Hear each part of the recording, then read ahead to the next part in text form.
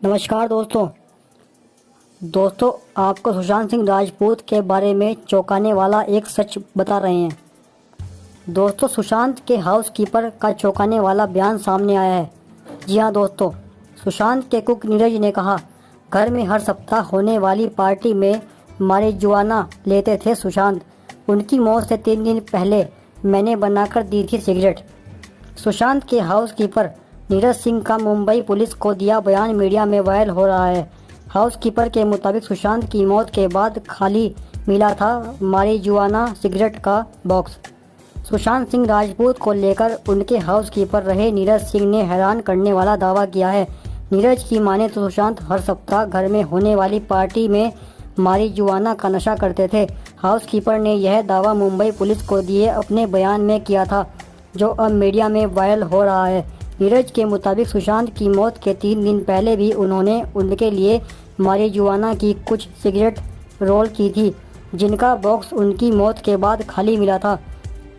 India today ने Mumbai police के सूत्रों के हवाले से नीरज के बयान के बारे में विस्तार से बताया है। नीरज ने कहा था, अप्रैल 2019 से मैं हाउस कीपिंग स्टाफ का हिस्सा था। मैं सुशांत सर के ही परिचित एक अन्य शख्स के रेफरेंस से यहाँ आया था। मुझे जॉब मिल गया। जब मैं बीमार पड़ा तो मैंने काम छोड़ दिया था। कुछ दिन बाद मैंने फिर उनके यहाँ ज्वाइन कर लिया। मई 2019 में सुशांत के मैनेजर सैमुअल मिरांडा ने मुझसे संपर्क किया और काम पर वापस बुलाया था। नीरज ने आगे कहा, मैंने पाली मार्केट स्थित कैपरी हाइट्स वाले निवास पर काम शुरू कर दिया था। मेरा काम घर की सफाई करना, कुत्तों को घुमाना, खाना और चाय सर्व करने का था। सुशांत से जुड़ी अन्य चीज़ों का ध्यान भी रखता था। जब मैंने काम शुरू किया तब Rajat Mewati, Siddharth Bithani, Ayush Samuel Miranda, Anandi Samuel, Haokip, Ashok Khasu और केशव सुशांत के लिए काम करते थे। दिसंबर 2019 में सुशांत बांद्रा के जोगर्स पार्क के माउंट ब्लैक अपार्टमेंट में शिफ्ट हो गए थे।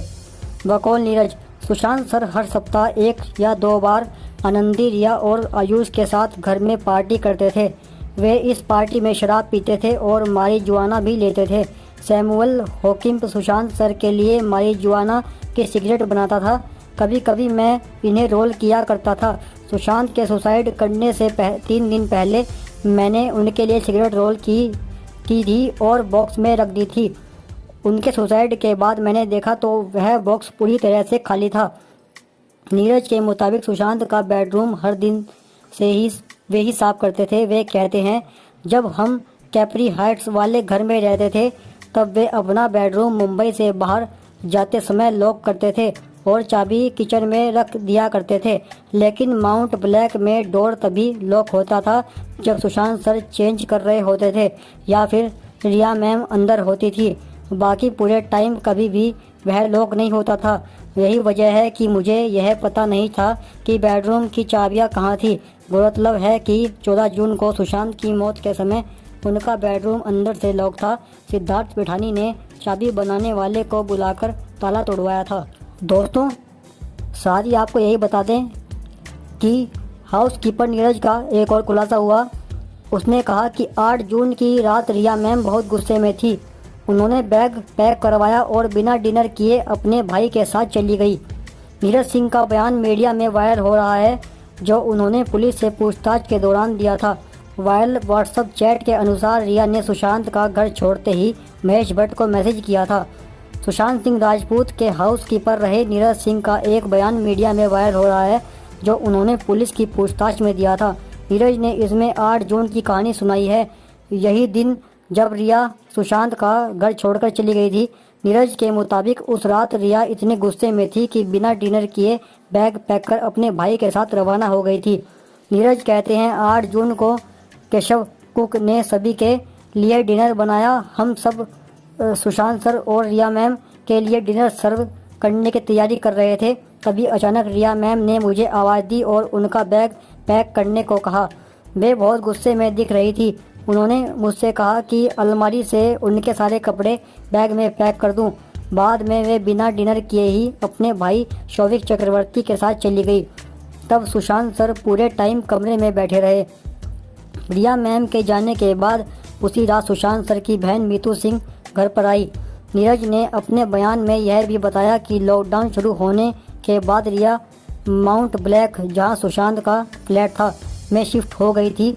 बकौल नीरज वे सर के साथ रह रही थी, लेकिन कभी कभी 1-2 दिन के लिए पेरेंट्स से मिलने चली जाती थी या फिर पेरेंट्स उनसे मिलने आ जाया करते थे।